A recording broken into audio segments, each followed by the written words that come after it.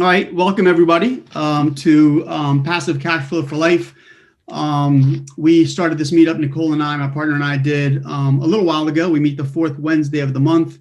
Obviously, since COVID, we've been doing it virtually. People seem to like that. I think people really liked being able to go out to Timbuktu, which is about 10 minutes from Colombia, and actually sit down, interact with people, have some great crab cakes, and do it that way. But obviously, we're in a situation where we can't. So we've been doing the virtual meetup for the last several months. So this meetup's all about apartment buildings, mobile home parks, and self-storage.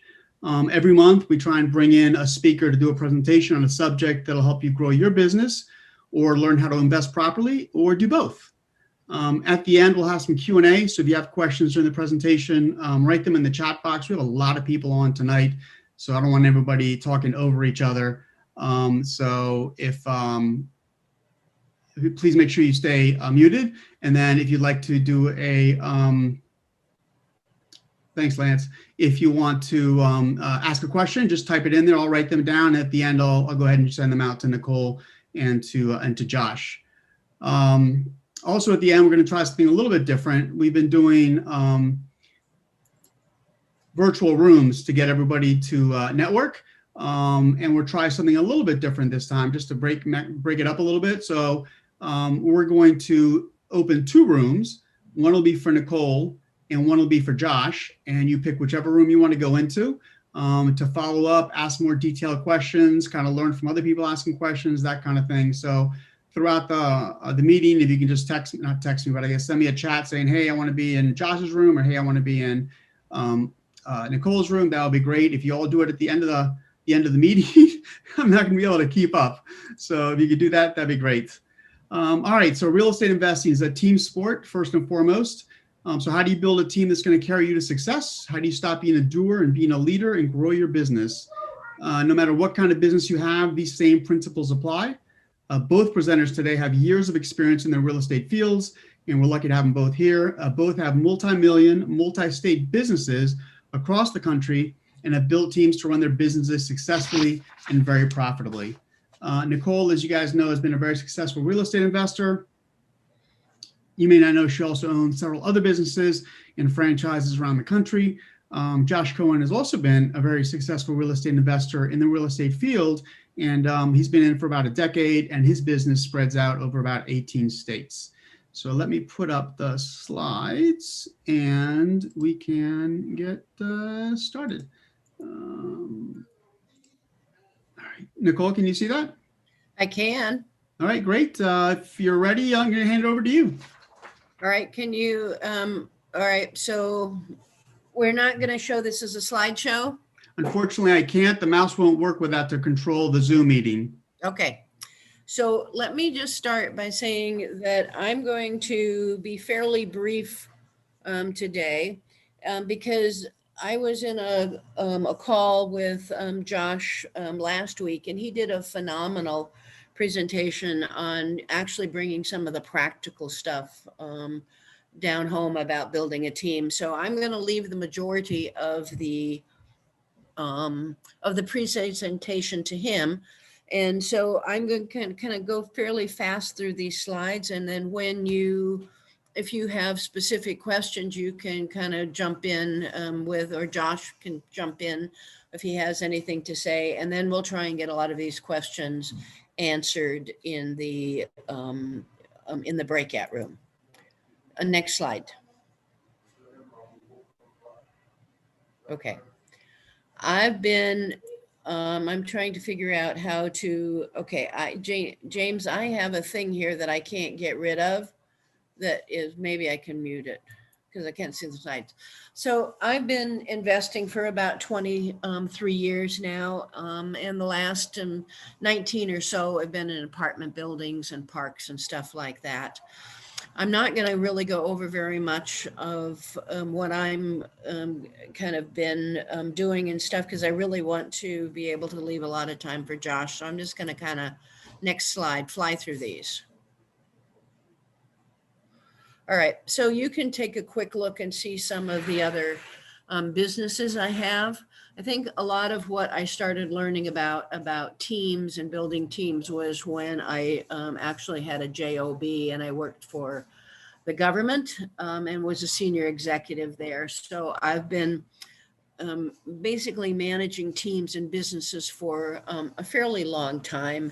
And you can kind of see there quickly kind of some of the businesses that I have. Okay, next slide. Okay. So I'm not really going to talk very much about real estate per se and the typical roles and functions in a real estate business, but they are not a lot different than the typical roles you see in any successful business.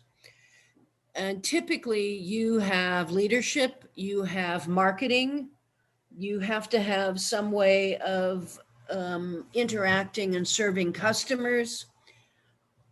Information and information management is key, particularly these days. You also have workforce, you have operations or your systems. Those include your finances, your supply chain, legal, communications, the processes that relate directly to your businesses, and you have results. Those results are your metrics.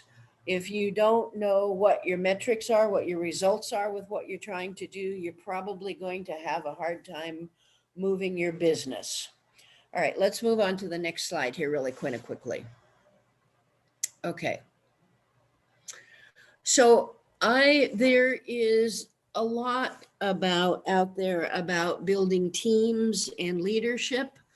And frankly, nobody has really been able to nail down why some teams are successful and why some leaders do better than others. But there are some general agreements on some traits. So the one thing I want to back up for just a minute here and sort of say is that the truth is that most of us, when we are in real estate or in any business, we starting a business, doing a lot of the work ourselves. And so we are sort of self-employed, meaning that if we don't do the work, the business sort of dies. The key when you start moving from a self-employed endeavor to actually having a business is that your role has to change. And you move from the doing to the leadership role. And part of leadership is building and supporting your team. But you have to give up a lot of the doing. So now coming back again to kind of building a team, and I said nobody has really nailed down what makes a team successful, one team successful and another not. But there are some characteristics that are fairly common in the literature. So I'm going to focus on those characteristics more than anything else. One of the things I will say is that this is probably, at least for me, it's been the toughest thing in the business to get right. Finding the right people to put on the right seats in the bus so that they have the talent and the skills, the abilities, and the enthusiasm. That's what they want to do. And it is tough. I've gone through a number of partners. I have had a lot of bad experiences. I certainly have found it more the exception than the rule that I pick the right people the first time. So I've come to the conclusion that this is not something that is easy to do or it's not something I'm great at doing. So I am here to tell you it's the hardest thing for me in building a successful business is getting the right people. And once you have them, you have a good person, a right person in the right slot, they are going to take your business to the next level. And so you need to treat them really, really well. And a lot of us real estate investors, I think, have a tendency to be fairly, we tend to try and not pay the top dollar. We are very aware of what things cost. but really good people are hard to find and you need to pay them well. Okay.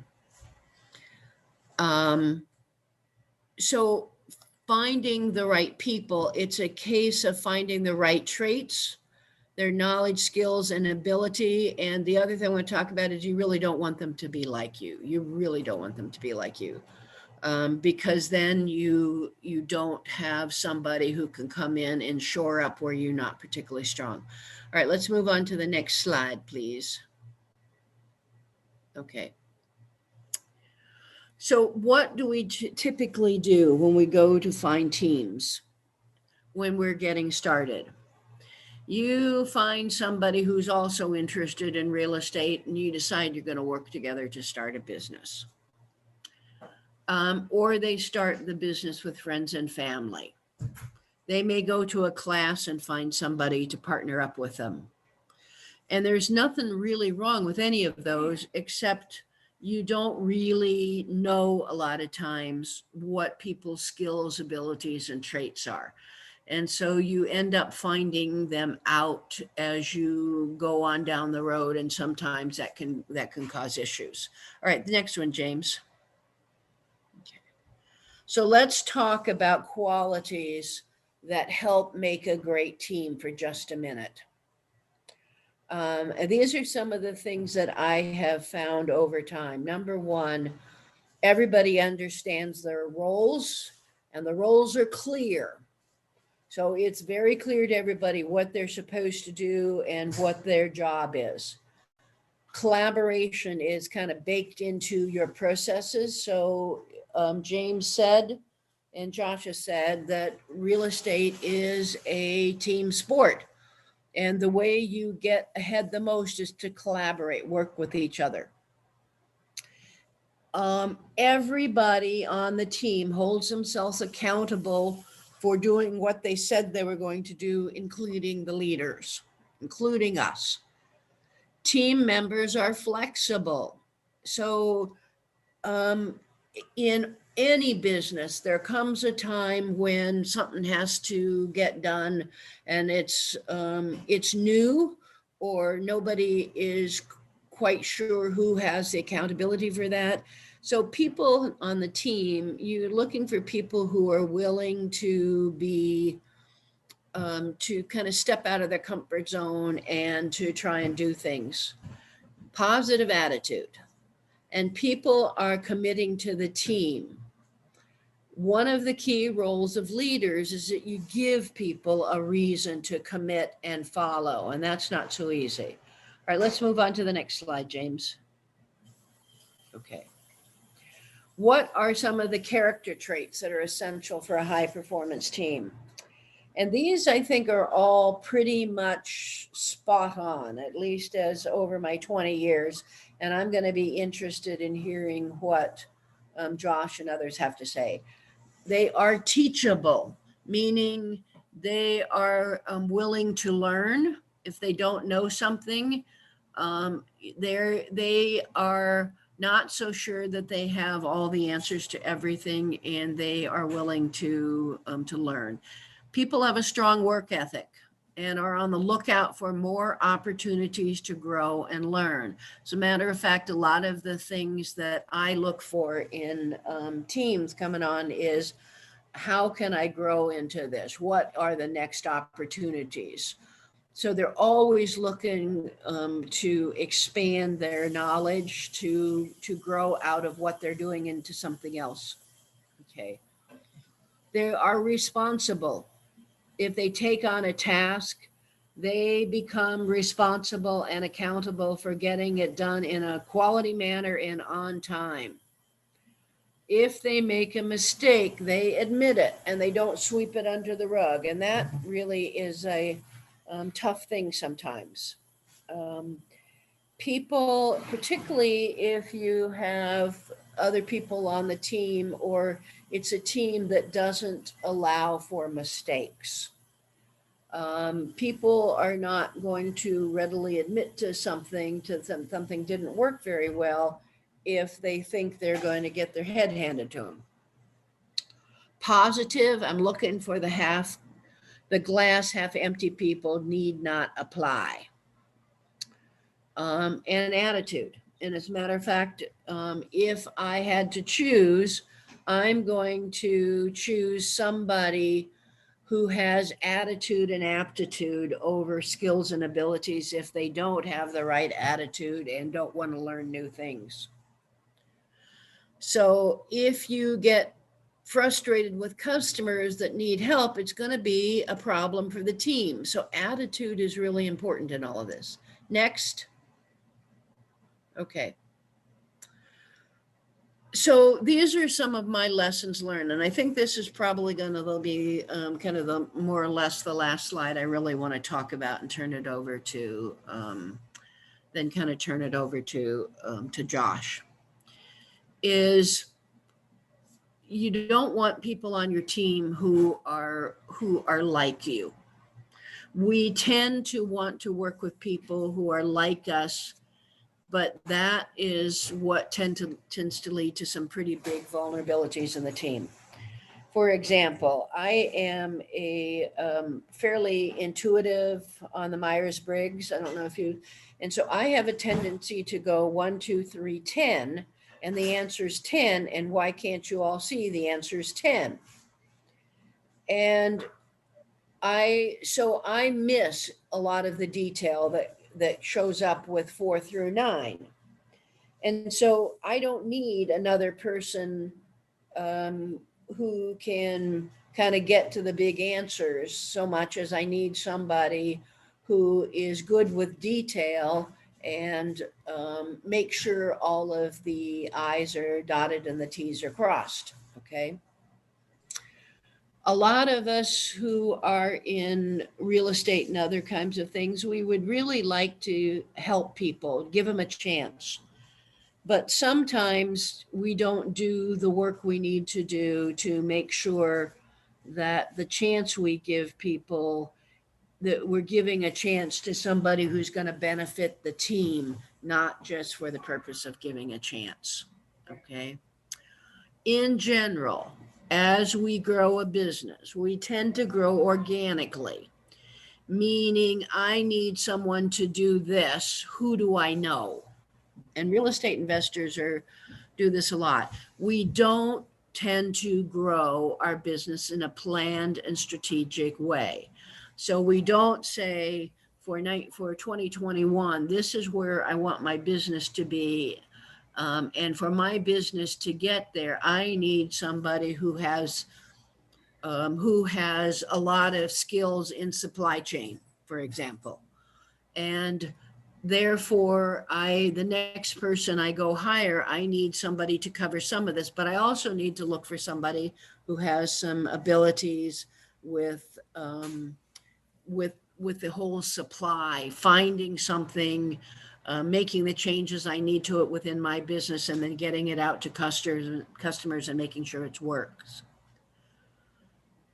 When we know somebody is not going to work out, there's a tendency to give them another chance and just a little more time and another chance and just a little more time. And I think this is one of the biggest lessons learned. If somebody that you hire isn't starting to move the needle the way you want it to go in 90 days, they're not going to. Find somebody else.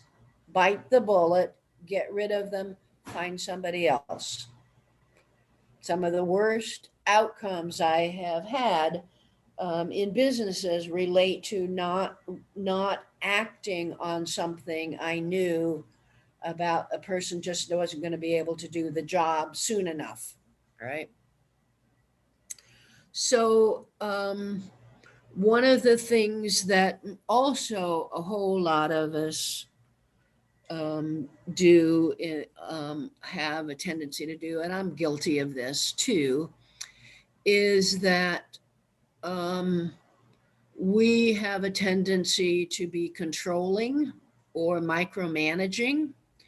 And there is a sense that, well, I can do it better. If I want it done right, I need to do it myself, right? And they don't let control let go of the control of a job enough or a function enough to let somebody else grow into the job.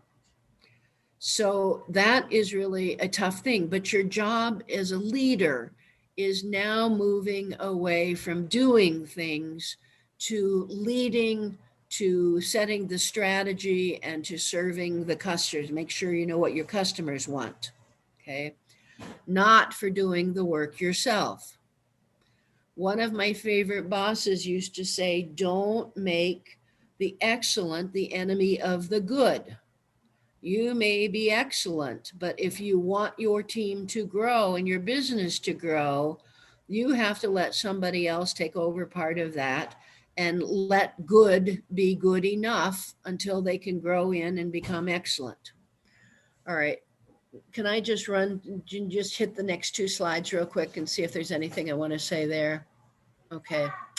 So this one just really quickly is, you may have a lot of really good people on your team, but if they're not in the right seat on the bus, then the team's going to suffer. So you have to have somebody who's really good with people, and customers may not be the best people to manage your finances.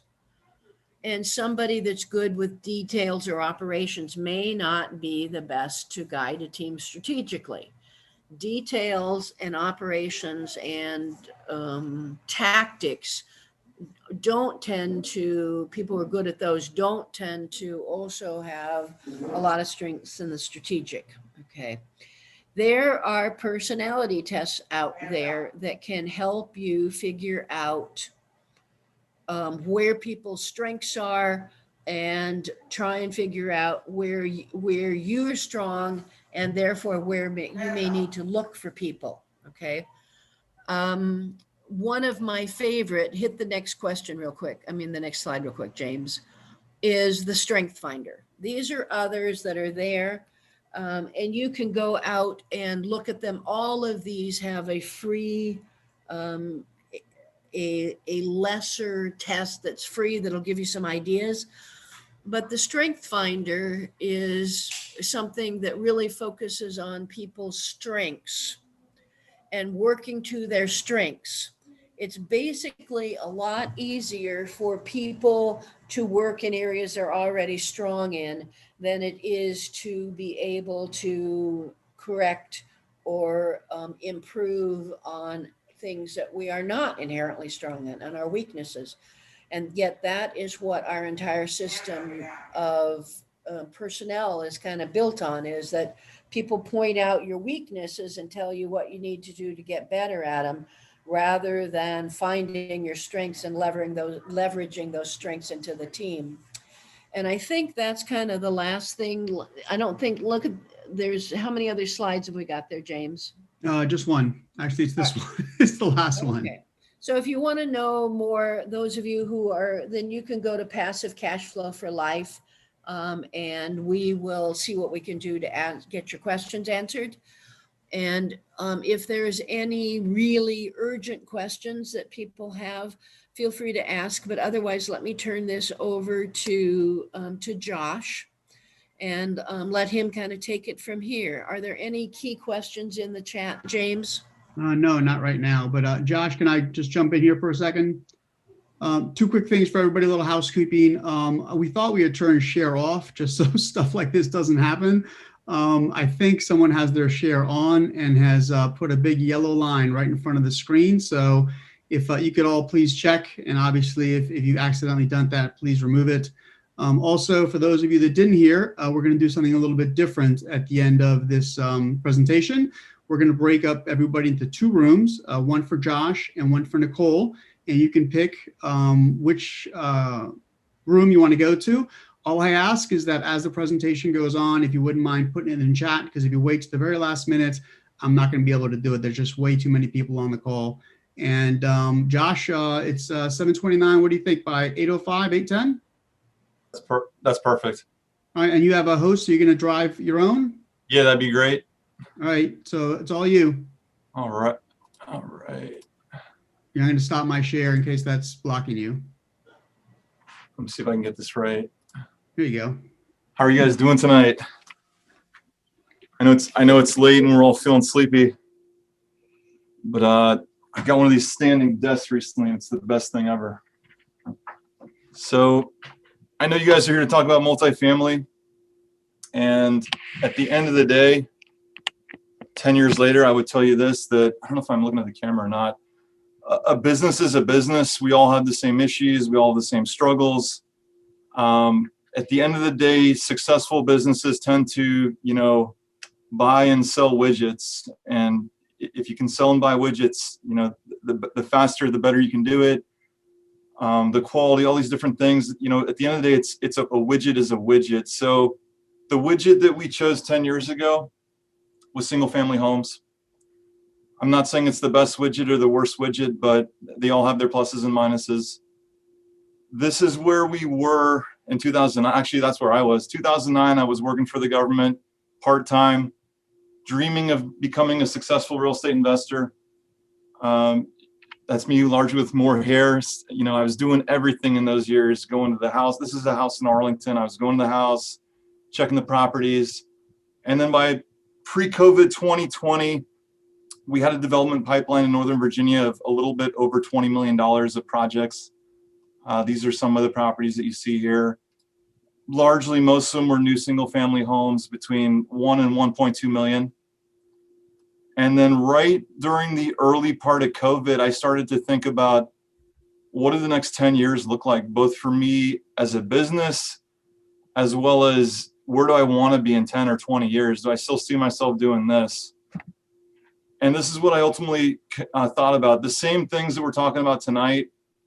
A lot of this is like business decisions. I started to think about, the long-term big factors here at play. So here's a chart of my career to date. Started part-time. I was working in the government. 2009, I was making $62,000 a year as an engineer for the government. And it was me and my partner in the early years. My partner worked with me full-time. We were part-time real estate investors fixing and flipping properties in Washington, D.C. We capped out part-time. When you look at this graph, we capped out revenue-wise about $450,000. So my partner and I each were making roughly $150 to $200K a year part-time in our early years working in the government. And I realized by 2016, everyone said, go full-time, do this business full-time. What are you waiting for? I realized that obviously my time was limited to grow the business.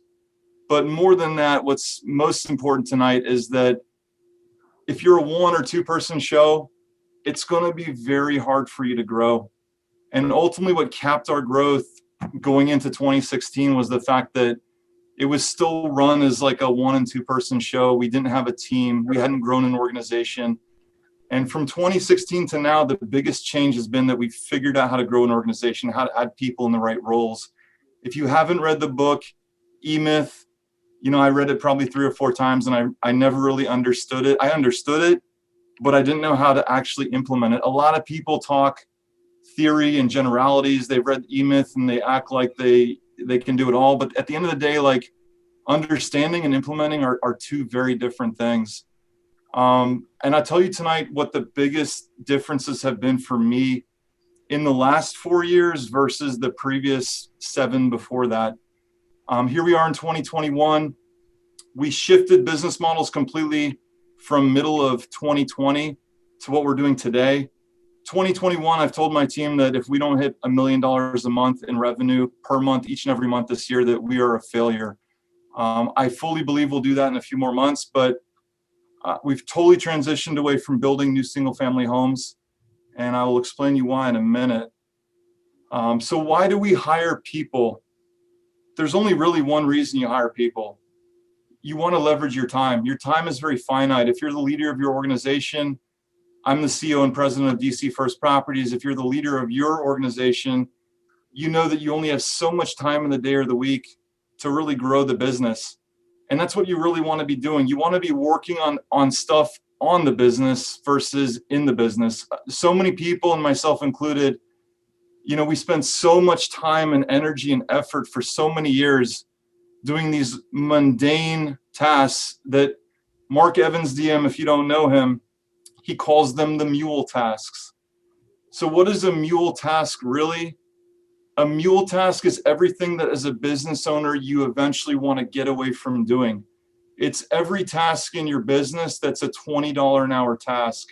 Mark Evans, stands for Deal Maker, owns, I think, 20 businesses today in all different industries, says that every business owner wants to eventually become what's called a magician.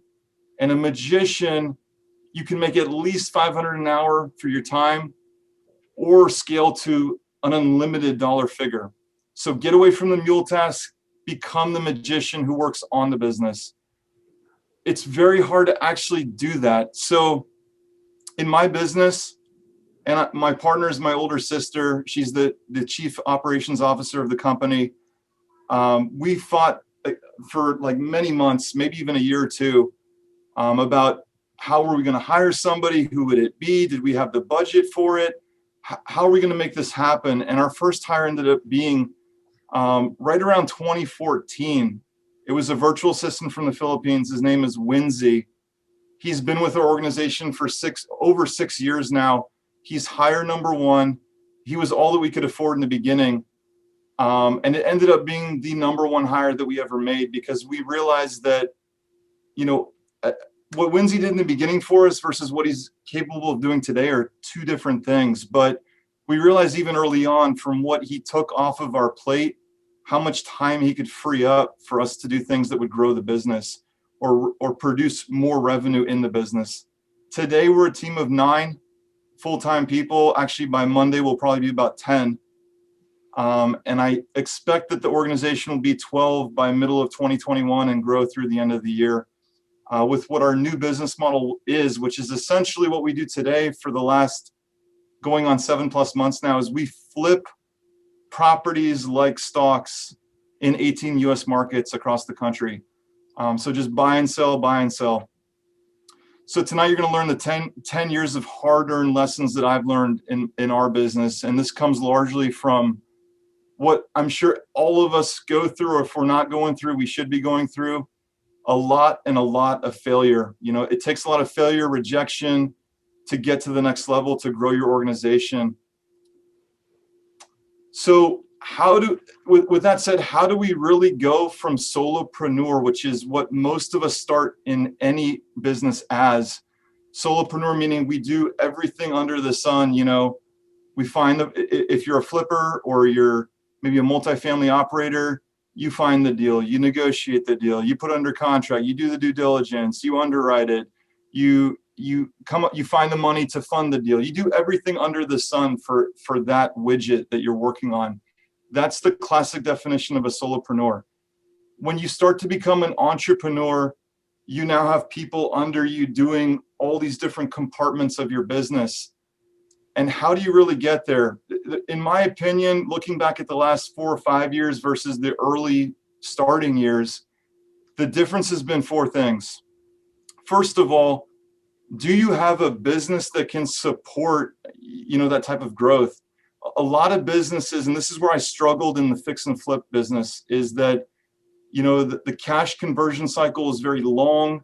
It takes a long time to get a paycheck. And can you scale that business in a way that you can grow your organization to a point where you can pay all these people? A lot of businesses you can't. For example, we were probably one of the top 2 or 3 builders in Falls Church for many years. A new construction project didn't happen in Falls Church that we didn't know about. But at the end of the day, we were essentially the shark in a small pond. And our new business model for the last 7 months, where we're out in 18 cities and growing, we're operating what you'd call a blue ocean. Now it's like a massive opportunity. We're no longer the shark in a small pond. The opportunity is wide and deep. In order for your business to grow and to add people, it starts with the vision. Does that vision support, a model that's going to be able to grow? As a fix and flipper who only does Falls Church, it's not a business that can exponentially scale. It's very finite where it can go to. So that's the first thing. Figure out what your vision is, both short and long term. Second of all, you have to clearly define in the organization, and a lot of us struggle with this. For every person that you hire, where does their role, where does their responsibility start and stop? If you bring somebody on, they have to know where that handoff occurs. You can think of this like football. Only one person can carry the football at one time. So if people don't know where they start and stop, it's going to lead to a chaotic organization. The third thing is define a company culture. A lot of people have different opinions on what that means. To me, in our organization today, I see our entire organization top to bottom as a close-knit family. And how is that important? It leads to open and honest communication within all members of the organization. If you can't have open and honest organization communication between people who work for you, it's going to be very hard to grow. People are going to feel alienated. They're going to feel like they can't tell you the truth. They're going to feel like they can't be honest about what's working and what's not, how to refine processes and what should not be refined. Ultimately, to grow, you're going to be constantly refining that engine. And if your employees don't even feel like they can be open and honest about these things, it's going to be very hard for you to grow if all you have is yes people. The fourth thing, and I screwed this up myself for many years, and I see entrepreneurs messing this up all the time. It requires extremely dedicated planning and documentation up front before you do anything. Too many people try to go to a house and start swinging hammers before they figured out the plan. Too many people jump into real estate and try to, go look at properties and do this and that and the third thing without any planning or documentation. What are these big buyers across the country today that, we're looking over their shoulder in their backyard? What do? They have a very defined buy box for one. We buy this, Josh, but we don't buy that. We do it like this. We don't do it like that. We fund it like this. We don't fund it like that. We're going to buy this many this month, but not like this. They have a very meticulous business model. The beginning or early on entrepreneur has almost nothing figured out. I'm not saying that's terrible, but you have to have a roadmap for where you're heading. And if you don't, you've got to figure that out first. I'll take that another step further and say that within every team within your organization, you also need very well-defined process maps, which I'll show you in a minute what that means in our organization. Finally, going from a solopreneur to entrepreneur, it really ends with you. If you're the CEO and president of your company, then the leadership starts at the top. And what do you see in great companies? Great companies, when you think of great companies over the years, they all have great CEOs. Jeff Bezos, Amazon, he built the first $1 trillion company. Bill Gates, the pioneer really in software. He had the vision before anyone to turn DOS into Windows. Elon Musk, who's got the most advanced cars on the road before anyone believed it would even be possible. Great companies have great leaders who take calculated risk. They invest their money. They fight at all odds to make their vision a reality. So a great organization is going to start with you. And you have to be absolutely 100% confident about what you're doing and what you think you can become. Because entrepreneurship is not going to be a steady incline. You're going to have speed bumps along the way. You're going to have people that tell you otherwise. You're going to have people that tell you you're crazy. Everything under the sun is not going to work. So make sure that you have the confidence and the vision to get there. Second, we've already talked about any employee that you're going to bring into the organization. The way that we look at it today, it's going to take them some time to adapt, to learn, to grow within the organization and understand the process and what you expect of them. If you're hiring somebody, and a lot of people do this, they hire someone today and they fire them in a month. We don't hire anyone in our organization unless we're willing to commit to at least 6 months. If you can't commit to 6 months for that person, you probably hired the wrong person, meaning you didn't vet them enough in the beginning, or you're just not giving them a proper chance to learn the system, grow in the system, and be efficient with your system. The third thing, and a lot of us struggle with this, and actually Dave Lindahl, who's a very successful multifamily owner, told me this probably 6 or 7 years ago. He said, Josh, if you're an A student, This is the number one thing I see A students struggle with, giving up control. He said C students do not struggle with giving up control. What C students are programmed to do is, instead of them figuring it all out for themselves, instead of asking, how can I do this? C students go and say, who can do this for me? And that's very hard to do if you come from that sort of A student mentality where you just want to do everything yourself. You have to learn how to not do everything yourself. You have to learn how to not be the technician. That's very harder to do than say. Finally, we talked about this a little bit already. Make sure the vision is a blue ocean. That's the first thing. I can tell you fixing and flipping in Falls Church is not. Is that vision scalable? Think about McDonald's. To really be scalable, your processes within your organization have to be simple. McDonald's processes are so simple that teenagers can implement it realistically. If your processes are so complex and so chaotic, it's going to be hard to train and bring people into the organization, which ultimately is going to impact your ability to scale. Finally, great organizations. I'm getting a lot of feedback here.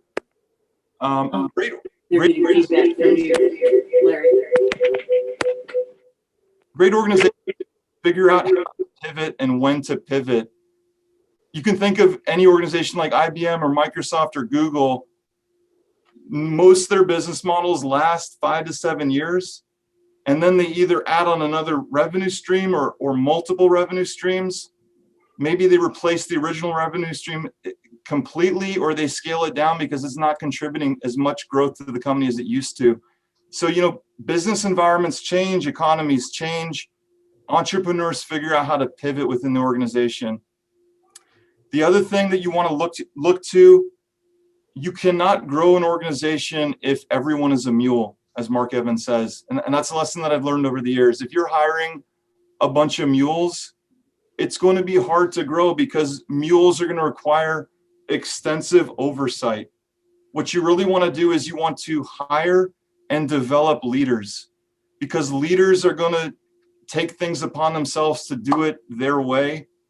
They don't require a lot of oversight. They can make executive decisions. You're not getting 1,000 emails a day on every little thing within the organization. So think clearly about who you want within your company and what are they going to contribute in terms of growth. The cheapest solution is not always going to be the best solution by any means. Number 5 is huge. My personal opinion on growing a great organization today in 2021 means 2 things. You have to have the best training programs in the industry. Do not hire someone in your organization if you are not prepared to train them, if you don't have the training plans in place for them, if you haven't figured out your processes and procedures explicitly. Because at the end of the day, that person is going to come in and just fail.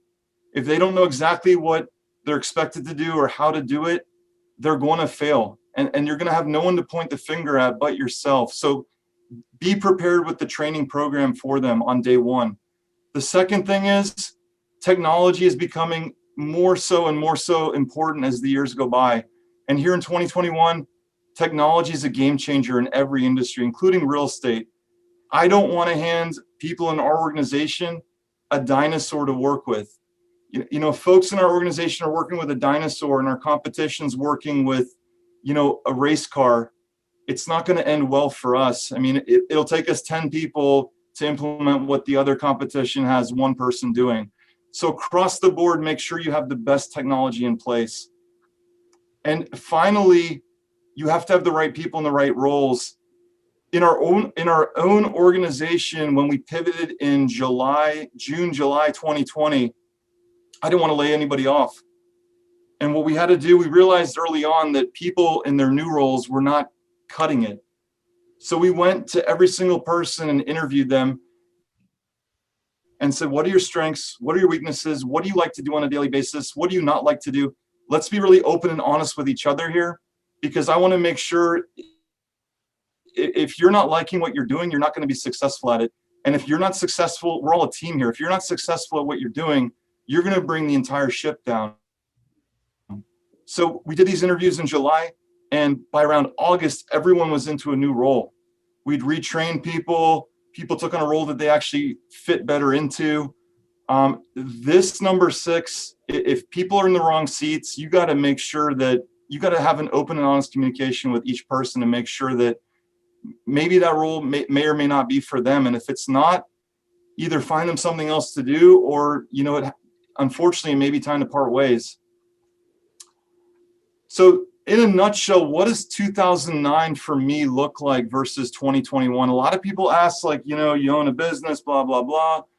But what does it really mean? Full-time real estate sounds great, but here's the real difference. 2009, I was working in the business. I was working in the business on nights and weekends. So after 5:30, all weekend long, working in the business. I was that mule. I was that technician. I was making money, making about 150, 200,000 a year, but I was a mule technician type person. 2016, I'm like, you saw the roadmap. I thought, time is limiting me. I got to go full time. I got to scale the company. Going full time didn't really solve the fundamental issue. I was working 9 to 5:30 full time. I was making more money. I was now working in the business all day long during the day. But from 5:30 on, I was working on the business. So instead of working in the business at nights, I was now doing it during the daytime, and I was freelancing at night, working on the business. Ultimately, the conclusion became that we had to grow the organization with people. And today, this is how my day is spent. 8:30 to 6, I work 99% of the time on the business. I'm not answering calls. I'm not negotiating with sellers. I'm not doing any of that stuff. What I'm doing is meeting with managers within the company, discussing our processes, procedures. I'm looking at the numbers, the analytics. How are we performing? How are we executing? What can we tweak? At the end of the day, everyone does 98% of what's needed to get there. But it's that 2% throughout your organization that you're continually fine. That 2% is what's going to give you a performance improvement or a boost, or maybe it's going to impact, your conversion rate or your sales. Top to bottom, these are the things when you work on the business you're looking at and trying to refine. So I spend my days on process, on systems, on metrics, on training, on hiring new people. I'm looking at other business opportunities, but I'm not doing any of the mule stuff anymore. And within the organization, your managers, and top down or bottom up, or however you want to define this, you need to make sure that as you add people, you do not lose efficiency. You do not lose efficiency at the employee role. You don't lose efficiency at the process role. As you bring more people on, it's going to impact efficiency, and you're going to have to stay on top of that. Make sure that everybody is at least spending 50% of their time blocking day to day doing what we call revenue generating activities. So each person in your organization, they should know exactly what's a revenue generating activity for them in their role and what is not. And their day-to-day time block, which you should have a time block for each employee, their day-to-day time block should specify at least 50% of that time doing what's going to be needed to generate revenue. Because as they say, in any business, revenue solves all problems. At the end of the day, what you really want is what Tim Bratz calls A players within your organization. If you think of companies like Google or Facebook, they don't just hire anyone. They're extremely picky. They're selective. They vet people like crazy. You go through 2 or 3 rounds of interviews. You're not showing up to work in a week. We treat our hiring process the same way, but we didn't 4 or 5 years ago. Today, we're extremely selective. And when you're extremely selective and you've done the job properly, that person deserves 6 months you as a company need to invest 6 months of income in that person, because otherwise you should never have brought them on. I don't think we have time to get through all these slides, so I want to jump around. James, how are we doing on time? You are at 5:08, so 10, 15 more minutes, whatever you can do. I'm going to jump around a little bit and then just crush through this stuff. I talked about real quickly on, I actually have a podcast on YouTube. We talked about the 9 things that were fundamentally game changers for us in 2020. This is a link for that particular podcast. You can learn about all these things that we thought about. Here's where the organization for us is today. These are the compartments within the organization. We have a lead generation department. We have an acquisitions team. We have an underwriting division, and we have a dispo team. And what we're looking to add into 2021, probably mid to late, is a management team for property management. Within each team, these are the technology packages that we've implemented into each compartment. These are what we believe are industry-leading technology, packages that we need to be competitive in today's environment. In bold is each manager of each team. And one other thing I want to point out to you on this slide is that, in my opinion, as an investor, especially if you want to really grow, most of us, if we don't have a daytime job, most of us need to have some source of ordinary income. So in my organization, our organization, line number 1 above is the ordinary income that feeds everything. But at the end of the day, you also want to have some sort of tax advantage or tax deferred income, passive income, which is what everybody aspires to do. Nicheole and James have done a phenomenal job building that aspect of the business. All of us aspire to grow that. But a lot of us, if we don't want to work a full-time government job, or we don't want to have any sort of ordinary income job, and we want to do real estate full-time, we need to have at least 2 revenue streams. We need to have that ordinary income path, and we need to have that tax advantage path. For me, the ordinary income is the top line. And one of the reasons we shifted the model from fix and flip to essentially what we're doing is buying and selling deals nationwide, essentially wholesaling, is because the cash cycle is extremely quick, especially with the buyers that we sell our deals to. Most of our buyers are hedge funds. Most of our deals are in and out in 2 weeks. So our cash conversion cycle is extremely short, which is exactly what you want for ordinary income on the top line. On the bottom line, you want to grow passive income. That's probably not going to kick out a ton of ordinary income, right away for you. But over time, it's going to build and build and build. And that's where true wealth comes from, as we all know. How do we attract A players to our organization? These are the questions that we get asked by people that we know are A players. They want to know in that very first interview, what is the opportunity to grow? Josh, am I going to be able to grow if I come work for you? How big can I grow? What can I do? What would that role look like? People that are A players ask these types of questions. And if they're not, they don't. In my experience. The other thing that I got wrong for many years, a lot of gurus out there say that you can just get other people, Josh, to work for you for free. Just give them a cut of the commission. That never worked for me. To me, like, if you want to truly grow and you want to get people to work for you, you have to pay to play. Paying someone a steady paycheck, that brings trust. Trust for you. And giving them extremely high commissions, that's what earns loyalty and bonds them to the organization. But you have to pay to play. And if you don't, I don't believe those guru speeches about getting someone to work for free. It never worked for me. Because that same person who brings a deal to Josh can also bring a deal to anybody else. And there's no trust or relationship. There's no bonding relationship there. Do not hire just anyone. I used to feel that I was rushed, or it was so urgent to hire someone. Now we don't get to that point. We're looking ahead 6 months, 12 months. Our models and our planning show us where and who we're going to need.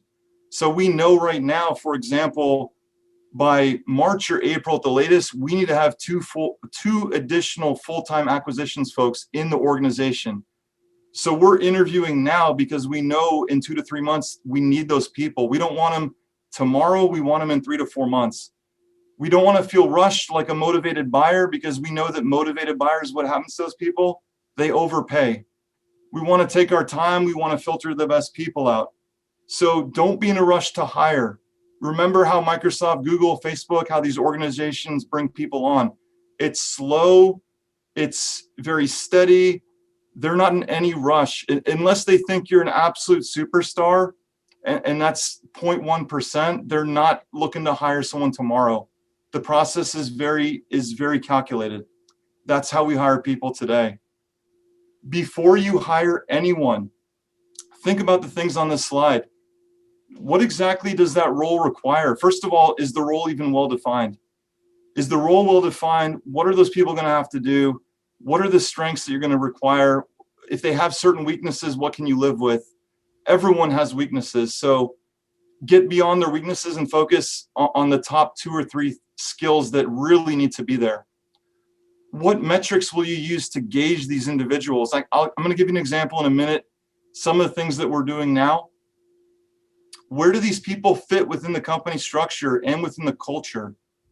What does the ideal candidate have? Or maybe what do they not have?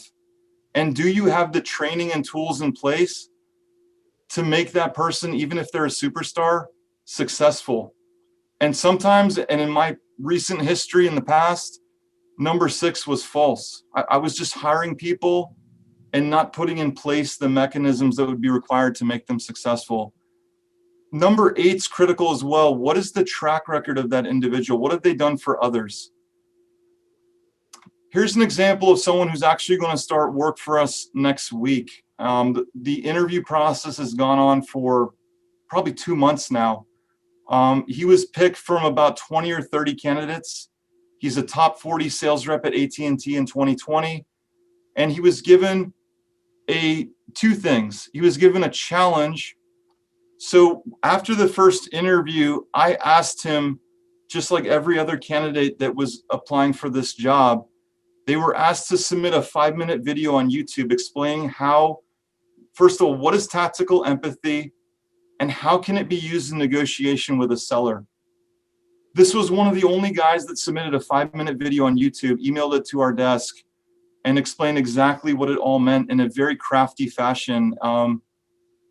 He even had a globe behind him. He was talking about globe and how it was very intricate how he did this thing. But what he demonstrated in that submission of the 5-minute video was that he was a self-starter, he's a quick learner, he had a can-do attitude, and he was somewhat tech savvy. And those are all things that we need for that person to be successful. And also, interestingly enough, if you guys are hiring salespeople, what I've learned from a lot of other top deal makers around the country is introverts tend to do better as sales folks than extroverts, which is not intuitive. But personally, I've seen that as well within our organization. So it's not what you think. Onboarding and maintenance. The last part of this guy's interview process, by the way, was to close a deal within 5 days, and he did it. So this individual, once he passed the submission of the YouTube video, he actually went out and closed the deal for us. We gave him a couple deals. He closed one, and that proved to me that he was worthy of being hired. So don't be afraid to give him a deal challenge, is what we call it. Give people permission to fail. If people don't feel like they can fail, you're not going to grow because they're going to feel like they're walking on eggshells. So everyone in our organization, I understand that failure is part of the process. I want people to figure, if people are in the right positions and they're true leaders, they're going to come up with their own conclusions about how they can refine things to make it better. And, sometimes they'll refine it, it might not work. And then sometimes they'll refine and it'll be twice as good. So you have to let everyone be able to fail in order to move forward. Do not be a micromanager. Too many of us, we are micromanagers. Part of that's because of who we hire. But the other part of that is where we came from. So whatever the case is, micromanagement is not going to lead to an organization that's going to be able to grow. One way or the other, whether it's your fault or you have the wrong people, you got to get away from that. Tools to succeed. The big one I don't have on here tonight, carefully defined process maps for every department. So these are our departments. What does the process look like? Each of these departments, we have a process map. It's probably 120 blocks long, defining exactly what happens when something happens within each department. If you don't have a process map, you really don't have a roadmap for how to grow the company. You need that. And with that process map, you'll also figure out how the technology needs to be put together to lead to maximum efficiency. So the process map is not only for your people, but it's also for the technology, for both of them to operate extremely efficient. I'll leave you with a couple thoughts tonight. During the middle of COVID last year, there was a high level, what you want to call guru investor from Phoenix that a lot of us know. And as a lot of us maybe were during the last 12 months, we had a lot of downtime. We're working at home, we're working virtually. I spent a lot of 2020 looking within and trying to learn from as many people as possible. And one of the things I came across was this individual in Phoenix with a team of 20 people around him, many of whom still think today that he's one of the most successful single family investors in the country. And what he admitted to an audience on camera is that his organization was dying before COVID. Here he is standing with a team of 20 people behind him. He looks like he's crushing it. And what he admitted on camera was that with 10 acquisitions people, each one was barely closing a deal a month. The people working for him were barely eating, and the organization itself was dying. So not all overhead is good overhead. And it's extremely important that rather than just adding people, you need to know your numbers top to bottom. You have to keep track of efficiencies in every department, with every process, with every person. If people are not performing, they're not being efficient, then you either have to refine or pivot or do something, but you can't grow inefficient processes or inefficient people. That's the quickest way to failure or bankruptcy. You cannot grow too quickly either, because you start to lose structure, you lose culture, that leads to bad process, disorganized management. Be very careful about growing too quickly. Make sure that your processes stay efficient and intact, and everybody knows where the ball's handed off to. Do not ever stop reinvesting. You have to be able to reinvest to grow. A lot of entrepreneurs are scared to spend money. As Mark Evans says, and a lot of other great entrepreneurs say, you have to be able to spend money. The more you drop into marketing, the more leads, if your process is right, that you're going to get. And finally, don't rely on one income stream, and don't rely on one income stream that is not recession proof. Make sure that your company has at least one recession proof income stream. So finally, what is the true secret to growth or growing an organization? When I look back 10 years and having failed for most of it, I think at the end of the day, what really works well in any organization is when people feel like they're a stakeholder, when employees feel like stakeholders in the company, and they feel like your growth or the organization's growth is going to lead to their growth. And if folks don't feel that way, you're going to have high turnover. People are going to come and go. So set the expectations with everybody within the organization, and try to make it in a way that people feel like it's a win-win. When the company wins, they win. And as far as failure goes, you're going to have more failures than successes. If you're really trying to grow, at the end of the day, you're going to have more failure than success. And at the end of the day, it's going to start with you. For myself, I was afraid to get that first hire. Don't be me. Don't be afraid to hire that first person. That first person, you're going to make mistakes. You're going to do it wrong. But all the things we talked about tonight, don't let that happen to you. Make sure you have the training in place for that first person. Make sure that first person's role is well defined. Make sure that you have a process map laid out. This is where they start. This is where they end. If that happens, do this. If this happens, do that. Give that person every chance to be successful. And when you finally bring them on board, and you vetted them thoroughly, like some of the things that we talked about tonight, you have got to invest in these people. Don't be that entrepreneur that says, I tried it for a month, it didn't work, and I failed them. Something else in the process is breaking down. You didn't define all the other things we talked about in the planning stage correctly, or you didn't vet those people correctly, or you didn't give it a fair chance to shake out. But every person that you bring in, the way I look at it is this, that you should get 5 to 6x return on every person you bring in. For what you pay them, how much more can they add to the organization? That might be not true of every role, but in acquisitions roles, in organization disposition roles, that type of role, it should be a 5 to 6x return on investment.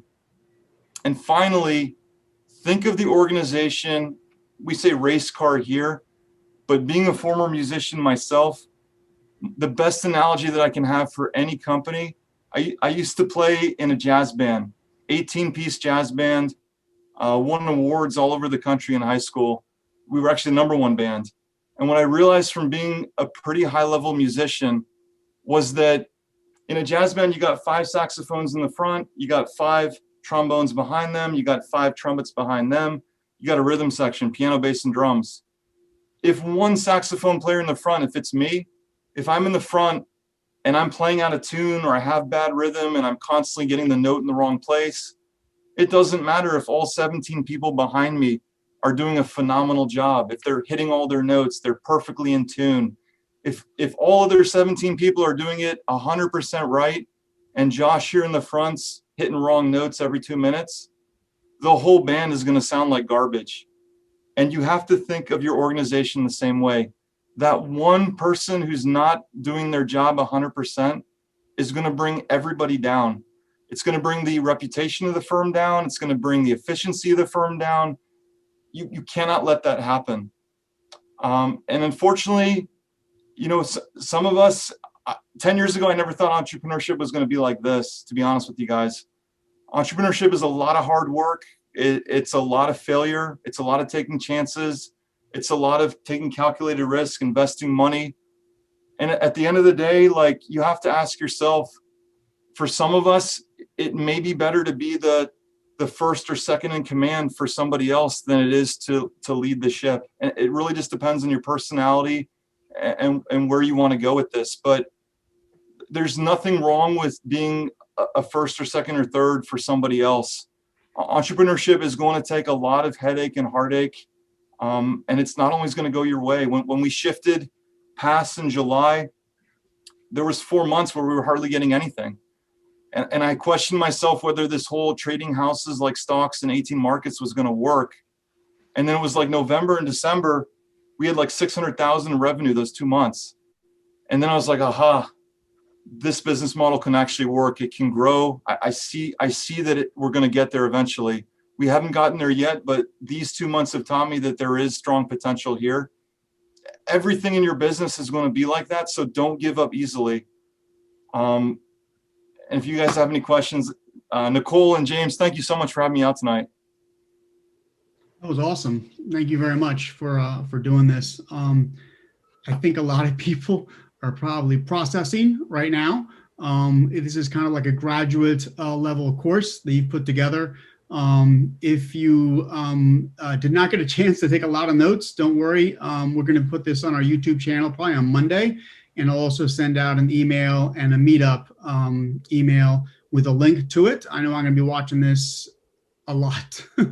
Really some phenomenal stuff. I do want to make it simplified for the audience that's out there, because for myself, I mean, I didn't start with a team of 10 people. I barely started with one person. That's Winsy on the screen here. So if you guys are like me tonight and you're watching this, maybe you don't have a team. Maybe you're a solo entrepreneur right now. You're still trying to figure it out. You know, you want to be a multifamily investor. Maybe you want to be a single family. None of that really matters. At the end of the day, figure out what you want to do, where you want to go, but get that first hire. From the Philippines, Winsy's the best thing that probably ever happened to me, to be honest with you. Today, he is an absolute workhorse. He is the head of our lead management system, and he has a team of VAs working under him. So 6 years later, he has his own team. I've made him a manager. It doesn't matter if the first hire is a VA or someone who's stateside, but get that first hire, because even that whole experience of you training them, giving them a process, giving them a role within your organization, there's going to be an aha moment that goes off for you, and you're going to realize, like, I need to be doing this more. What else can I do to offload stuff from my plate to somebody else? So start somewhere, start tomorrow, start tonight, but get that first hire. That's awesome. So we're going to do a question and answer period, and then we'll divide everybody into the rooms. But Nicheole, do you want to jump in here? Any comments? I know you really like what Josh has done, but any final comments?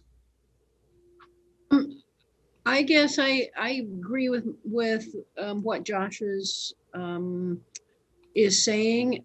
I also, think that that everybody's starting where they are. And there are people in the group that I'm sure don't have their business well thought through, or don't have a really clear vision of what it is they want to do. So I think you start with where you are, and you build you work in the business at the same time you work on the business, at the same time you work on your craft, learning the craft. And so I suspect there are a lot of people that aren't ready to hire their first person. And that's fine. The key is, to me, is that you start where you are and you walk forward a little bit every day. And so on Nicole's point, Nicheole, on your point, like one of the best pieces of advice I got like 6-7 years ago from Sean Terry out in Phoenix, another great investor. He said you define the hats in the organization before you even have them.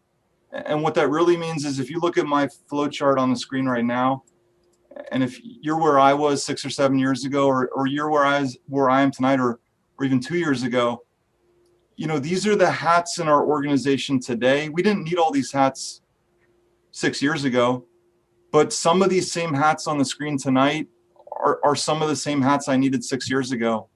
So step number one might be figuring out who are the hats, like the lead generation hat, the acquisitions hat, the underwriting hat. And maybe you yourself today, you're wearing all of those hats. Maybe Josh is the lead generation hat. Maybe Josh is also the acquisitions hat. Maybe Josh is the underwriting hat. Maybe Josh is also the dispo hat. But at some point in the near future, one of those hats, you're going to decide that you need to give it to a guy like Winsy. You know what? Josh doesn't want to wear the lead generation hat anymore. So instead of Josh wearing it, he's going to hire Winsy to wear it. And he's going to tell Winsy exactly what he needs him to do it. So you might start out tonight where you're Josh and Josh is wearing every hat in your organization. But you do want to know what the hats are. You need to know what those hats need to be. And if you're wearing all of them, that's fine.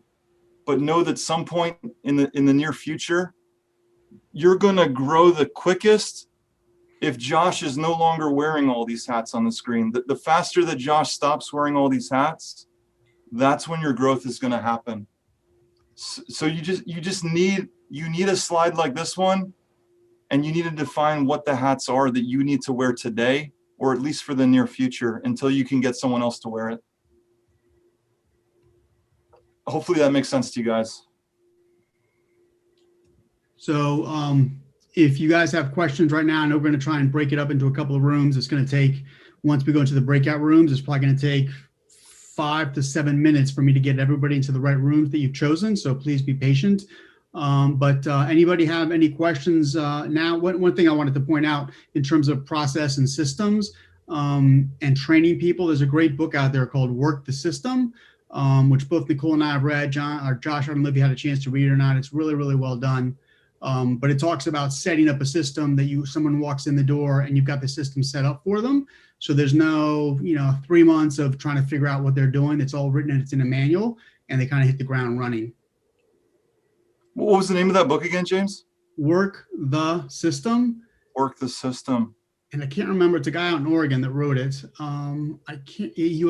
an interesting story. He had a messaging service that is still, believe it or not, pretty popular. I would think that with voicemail and everything else, it wouldn't be as popular, but he went from working literally 100 hours weeks, set up this system for everybody. And now he really works between 5 and 10 hours a month. So Oh, it's wow. definitely possible. He's got a lot of employees, don't get me wrong, but setting them up that way, he really bought it. It was a lot of hard work up front, but it really bought his life back. Yep. All right, so a couple of questions for you. Let's see. Where do you find the hedge fund to buy these properties? We've built relationships over the last 4 months. It's been a work in progress, to be honest with you, on LinkedIn, just from different Google searches, from networking, a lot of different ways, but they're out there. Believe me, there's about 1,000 REITs and hedge funds across the country right now that are buying. And you just have to know their buy box, where they're buying, what it is they're looking for, what states. Most of them have very specific cities and states that they work, and very specific property types and price points. Okay, another one is about the E-Myth or the E-Myth Revisited. Josh, were you able to create all your systems and processes simply from reading Michael Gerber's book, E-Myth or E-Myth Revisited, or did you get additional help directly from Michael? No, honestly, guys, it starts with you. I mean, as your company grows, you're going to define where these departments are. And as your company grows, so for example, every Monday, our entire organization meets for a Monday morning meeting, and we have a scorecard. In that scorecard, we review the metrics, the performance of each individual in the organization. And from there, we refine like what works, what doesn't, what we need to change or try. Processes are an evolving thing. You're going to get your company to a point where you have some ideas about what works, and those things that work, they may work today, they might not work tomorrow. You're going to constantly be refining, how you do things, how you structure things. So our processes today, I mean, we obviously pivoted in July 2020. So we've been refining our process in this new industry since July 2020 to now, in the last 7 months, which is a very different process from us doing, $1 million spec builds.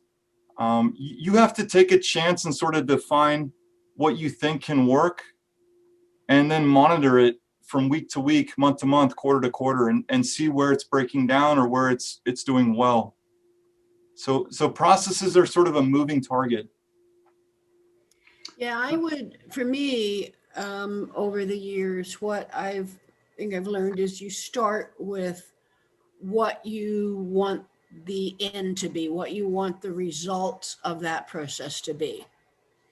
So what are you trying to achieve? And you put some numbers or you put a metric to that, and then you try and figure out what the literature says or what other people say are doing it that are key to achieving that. And then you kind of build your process a little bit at a time. You check it, you tweak it, you measure it. And it's, so for me, the key to a lot of processes is not only what you're trying to achieve at the end, but there are typically more than one in your big processes. There's more than one department, more than one person involved. And where a lot of things break down is at the handoffs. So you have to be really careful about how those handoffs happen. A lot of the delays in any process, from it being as timely as it can be, is in the handoff, in how it goes from one desk to the other, from one person to the other. And so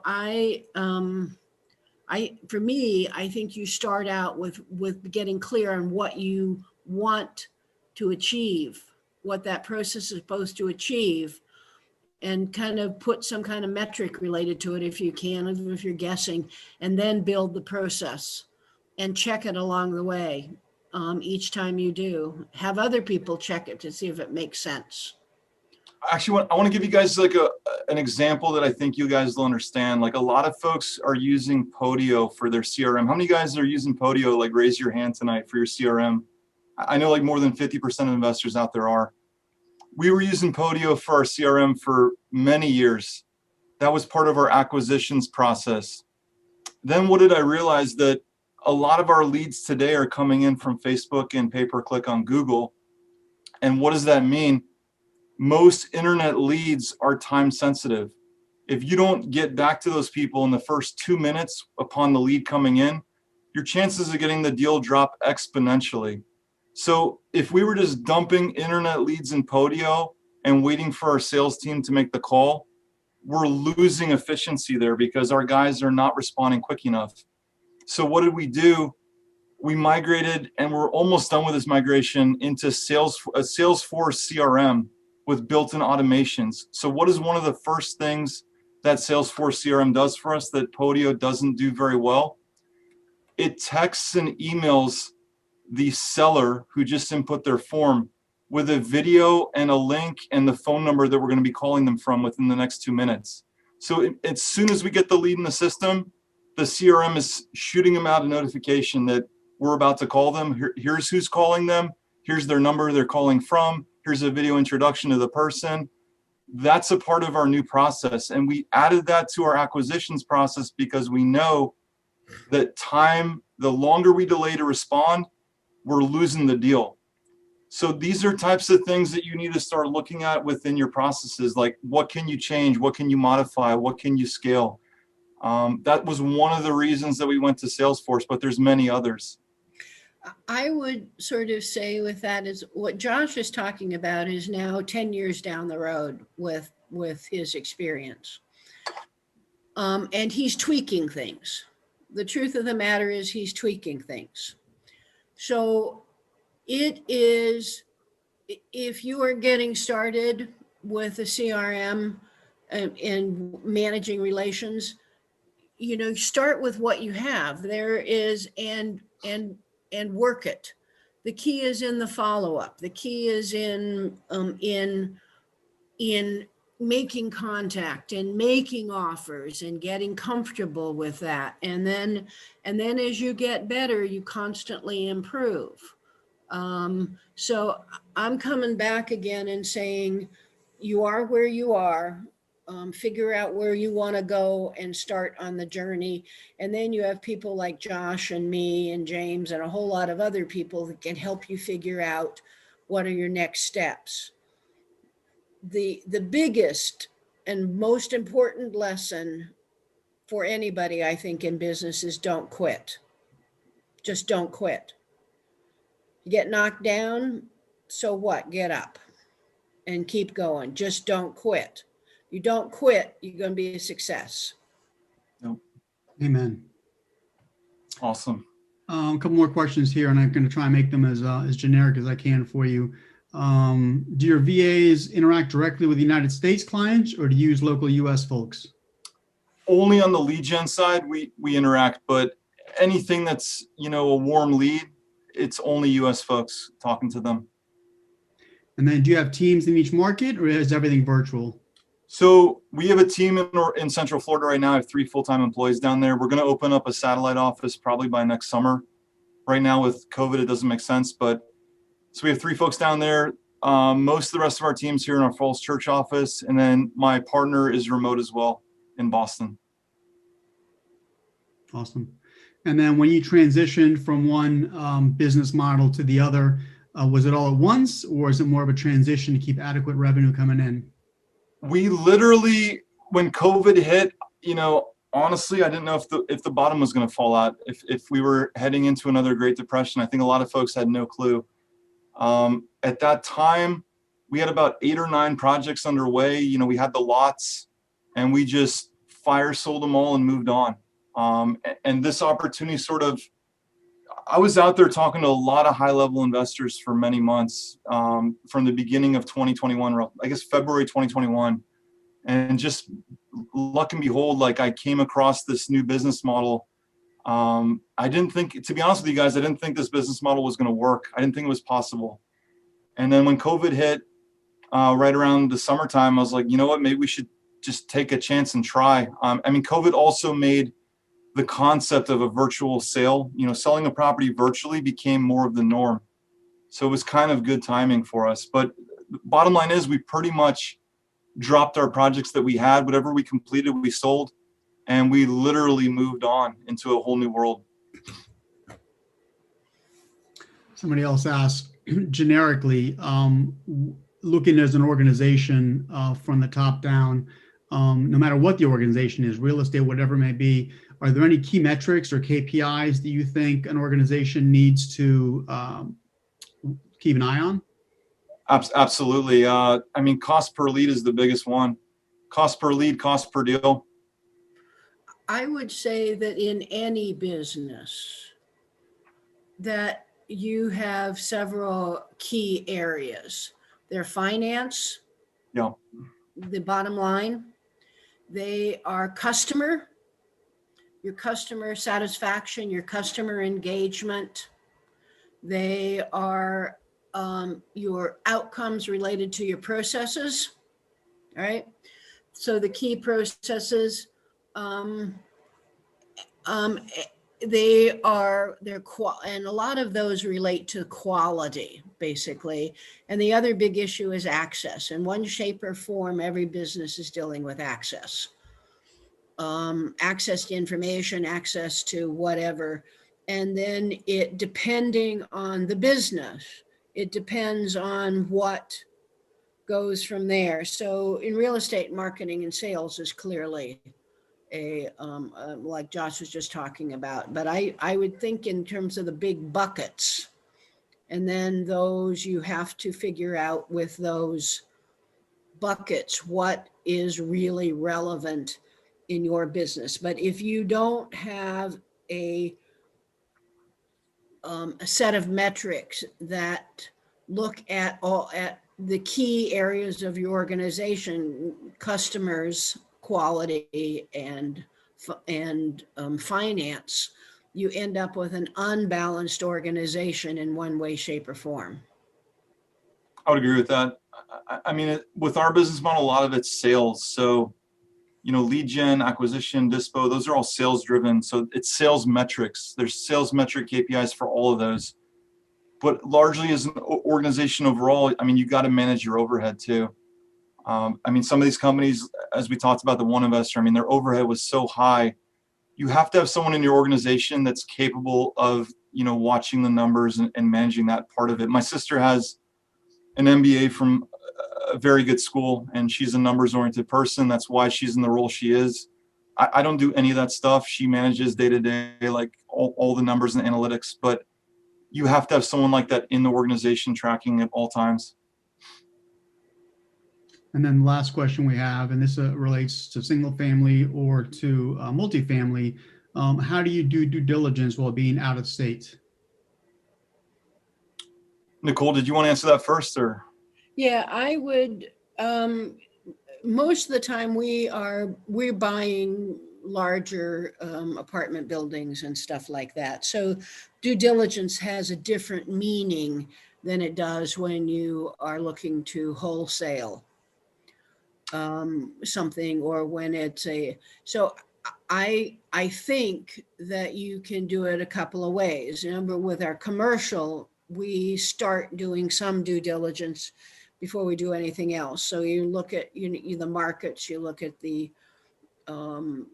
at some basic information that's available, and then you go on site to get the rest of it.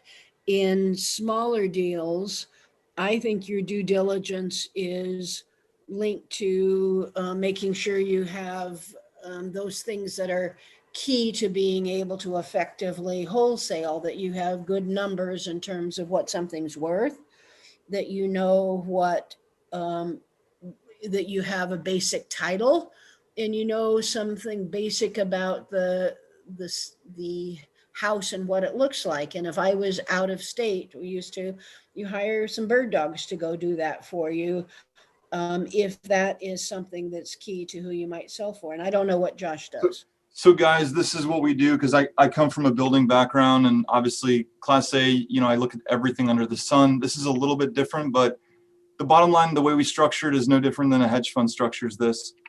We have a 21-day feasibility study. We'll get eyes on it within the first 14 days. But before we even go under contract, there's a lot of due diligence that we need to look at. For example, we have 2 million cash buyers right now in our pipeline nationwide we have access to. We're looking on a United States contour map, how many buyers do we have in that specific region around this property? Do we have the buyer pool to even get through? Do we have a hedge fund pool to get through in that location? Is the town bigger than at least 10,000 people? Because if it's not, we haven't got a prayer selling the property and nobody's probably going to want it. So there's some preliminary due diligence we do up front in the underwriting primarily. When it hits underwriting, the first thing we look at in Helen's department is this a deal that can make us money?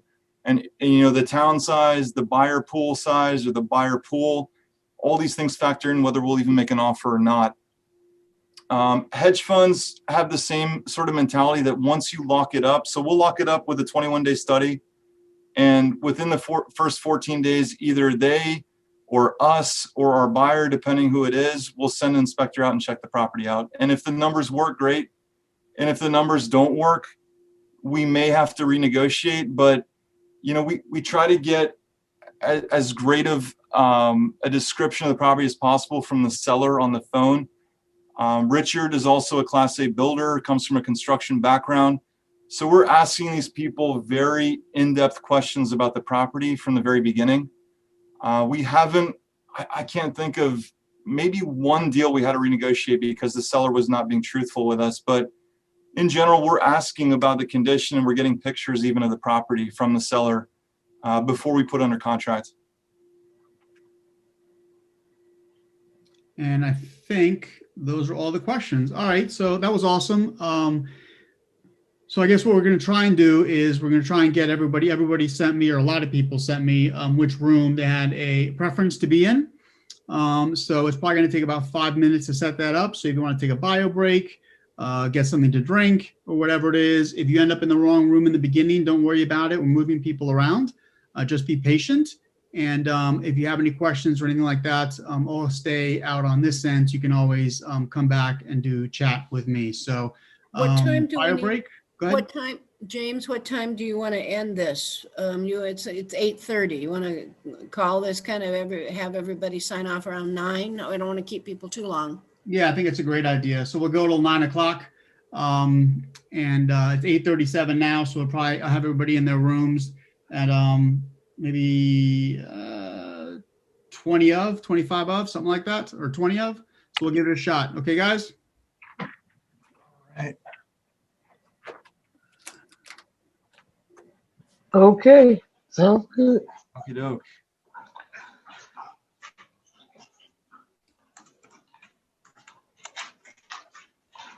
All right, so actually this allows me to do something. So it allows you to actually pick your room. So we've got room 1 and room 2. So we're going to give Nicheole room 1 and Josh is room 2. So when I open the rooms, go ahead and pick which one you want to go into, and hopefully this works properly. If it don't, just come back to me and we'll figure something else out. So here you go.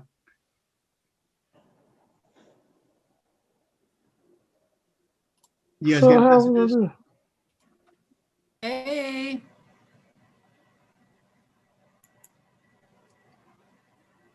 All right. Okay. Hello? You may still be in. You have to choose a room first.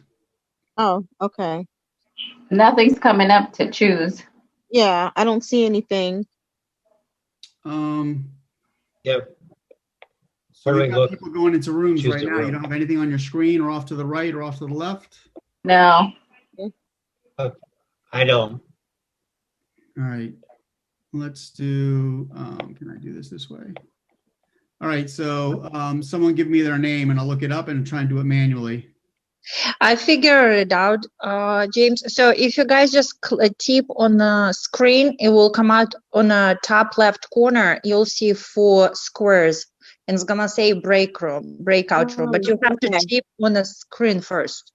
I see it. You said 1 is Nicheole and 2 is Josh? Yes. Okay. I see it. Thanks. Thank you, whoever that was.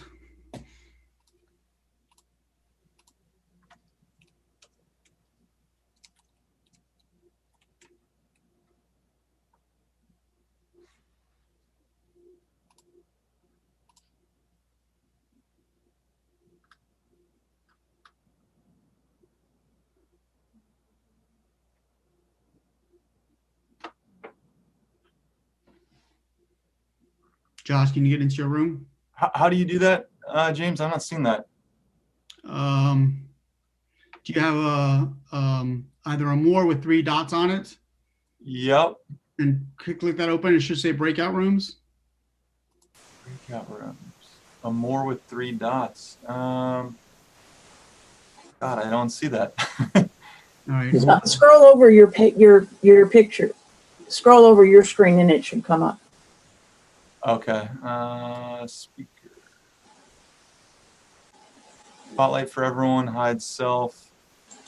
Mute my audio. No, I don't see that. Right. That's the 3 dots, but I don't see how to get in either. It says mute my audio, stop video, rename, pin, spotlight. Yeah, I can't get in. Josh, I'm going to just assign you manually. 1, 2. And then Nicole. I think Nicole's already in a room. Oops.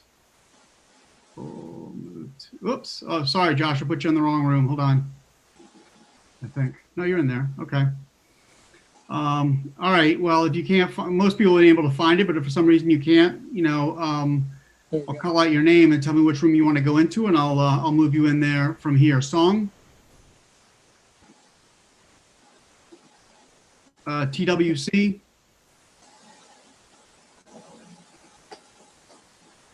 Ricky.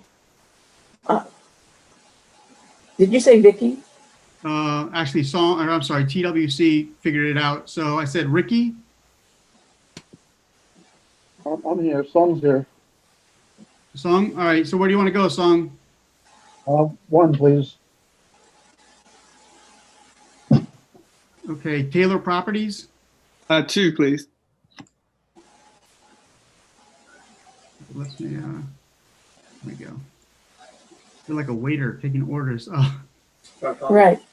Gene, where do you want to go, man?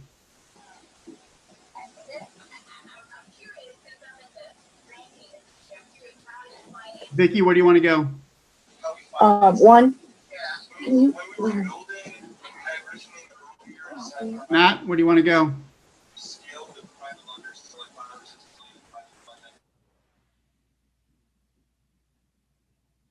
If you're not in a room now, go ahead and unmute, and we'll just try and do the best we can. Just tell me who you are. We've only got like 6 people left. Tell me who you are and what room you want to go into. Hi, this is Faith. I wanted to go in room 2.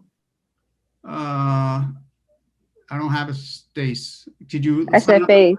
I'm sorry. Faith. Faith. Faith. Room 2? Yes, please. Okay. All right. Who's next? Harold Green, room 1. Harold Green?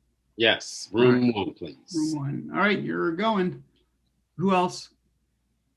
Hi, James, this is Mahmouda. I wanted to go to Josh's room. I forgot which number he's in. He's number 2. So I'll send you over there. Okay. Hi, Mahmouda, by the way. Hope all is well. How are you? Good, thanks. I just sent you over. Thanks. Anybody else? And a glass of wine, James. Couldn't resist. I just have coffee, kind of. I think it's coffee. I don't know what it is. Is that Eugene? No, it's Harold. Oh, hey. What do you, I don't see your name on here. Yeah, you said you were putting me in room 1. Harold Green. It said, okay, so it sent you something. It says not joined. Oh, okay. Hang on. You should have gotten a pop-up. Hey, James, Gene. Hey, Gene. Back from the break. Where do you want to go, man? Oh, the speaker, please.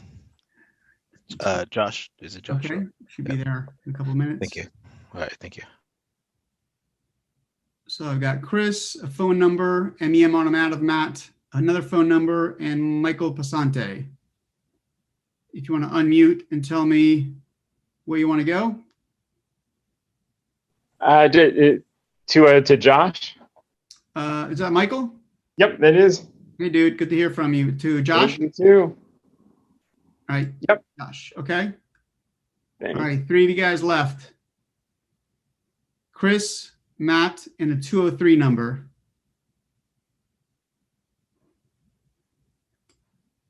You guys are all muted. I just sent an ask to unmute to all 3 of you.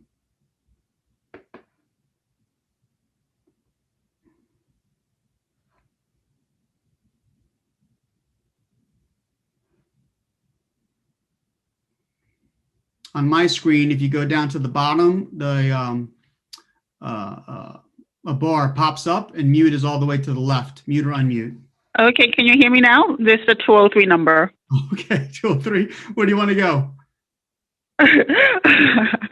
Room 1. Room 1. All right. There you go. Have a good night. All right, Chris and Matt. Faith figured it out. Come on, man. Don't let me down.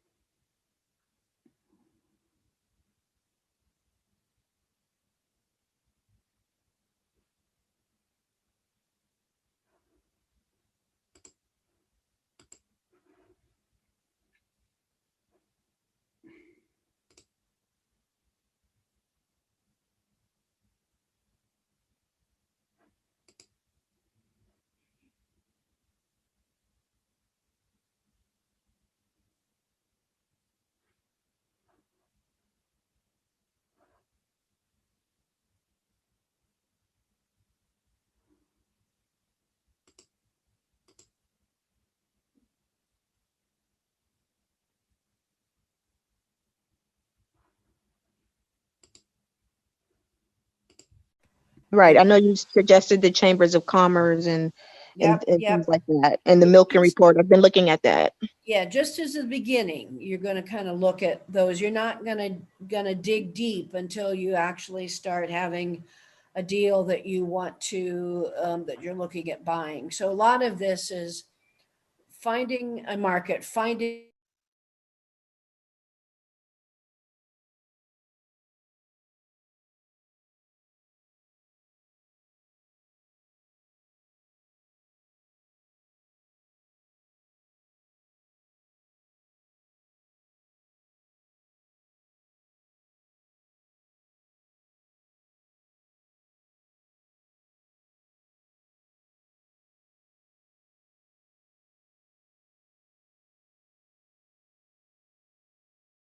Right now, something's going on. Uh-oh.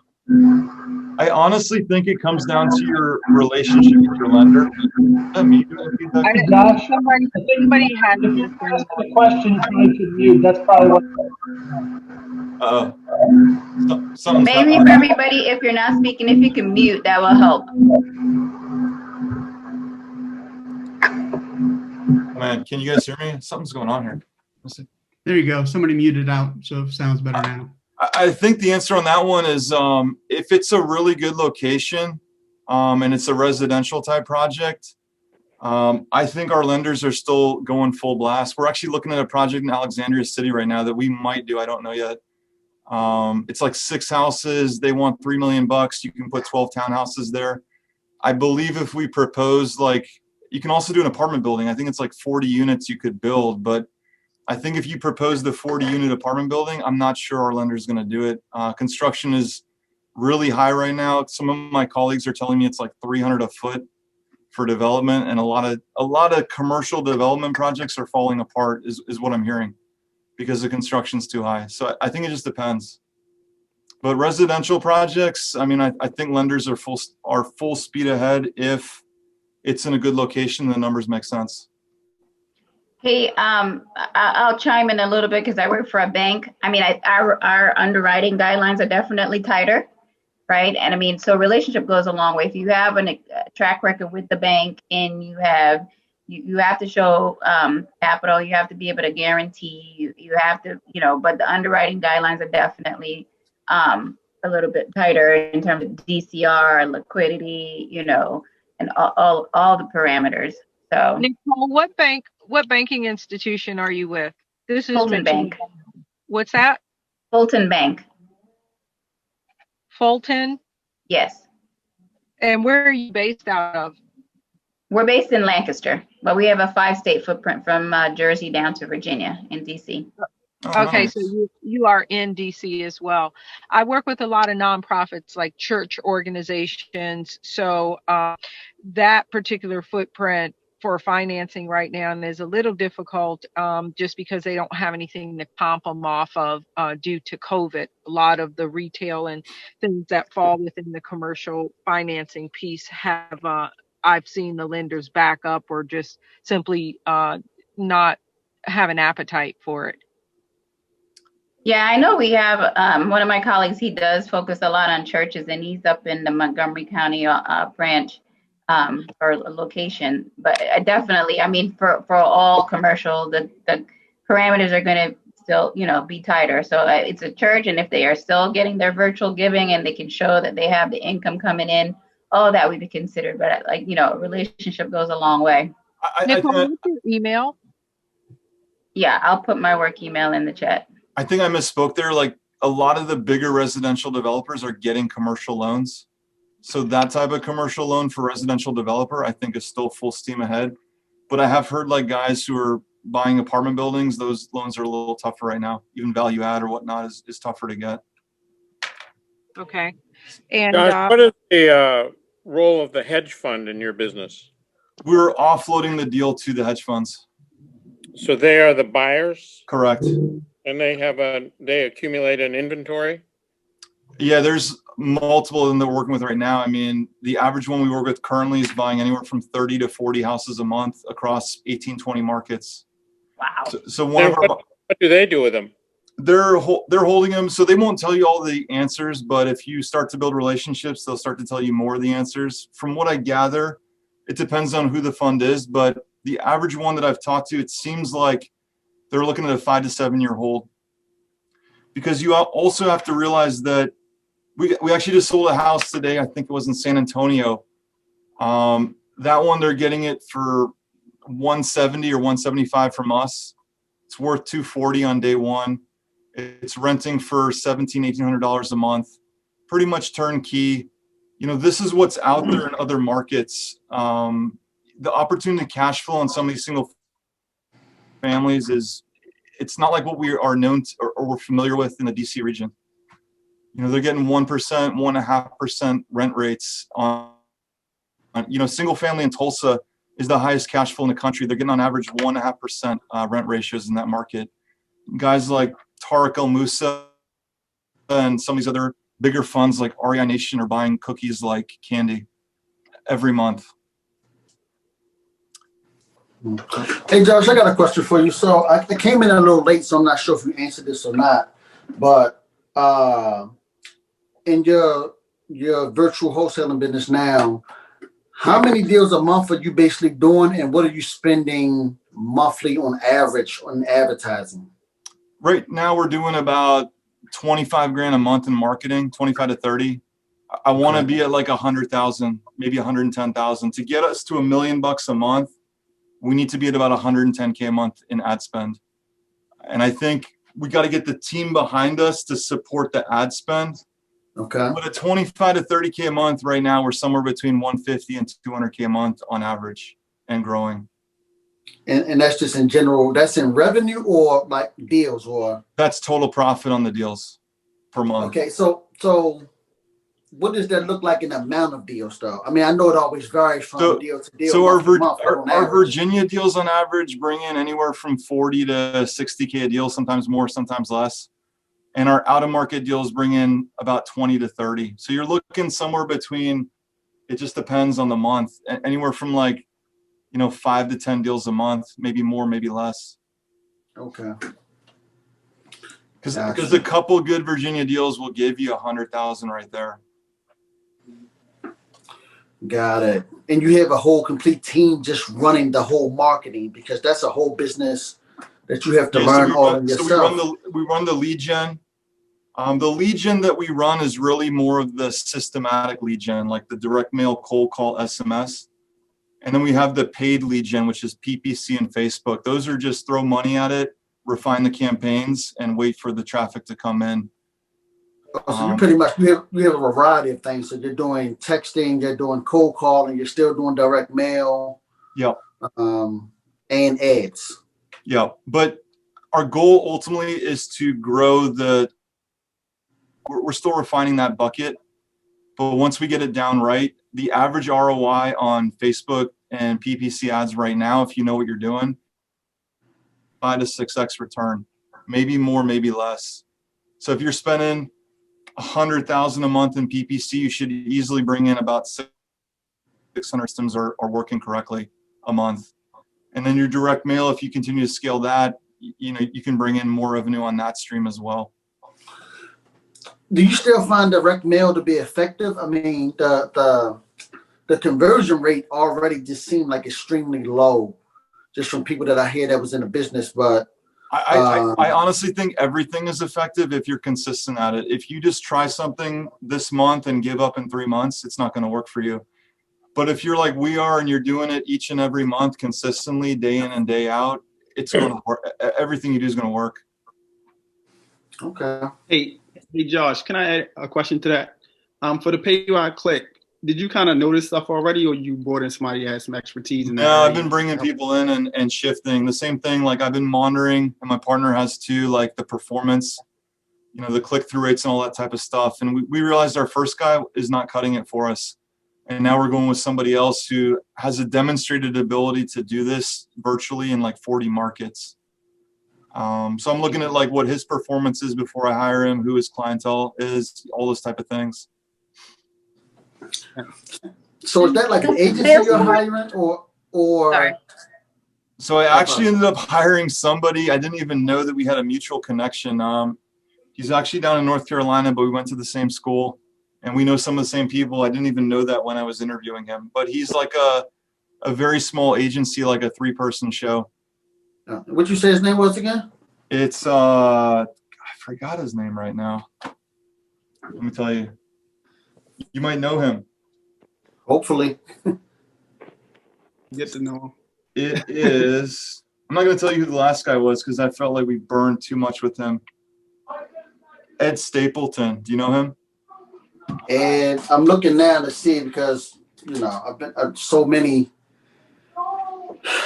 people that I crossed paths with in the business over the last 20 years. So I'm literally looking now to see if we are friends in any way. I mean, all We these have things. like all 3 these things- minutes left. Can I ask one quick question about the Salesforce package?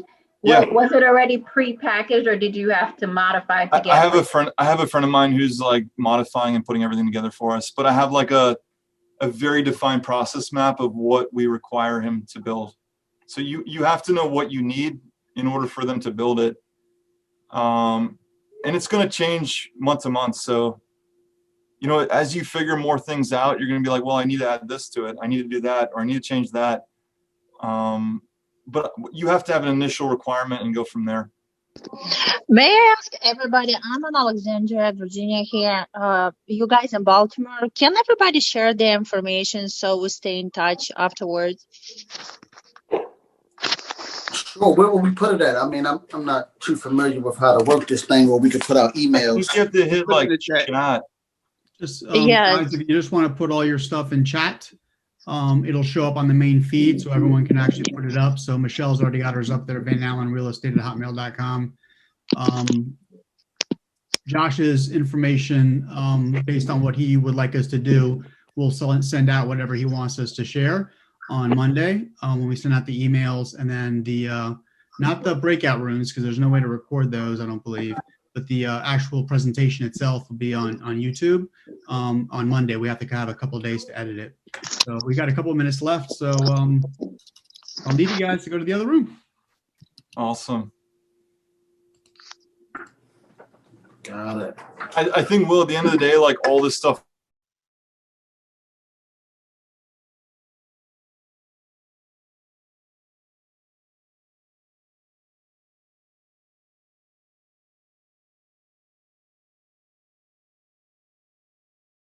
And can use your veterans benefits for some of that if you're going to live in one of the units.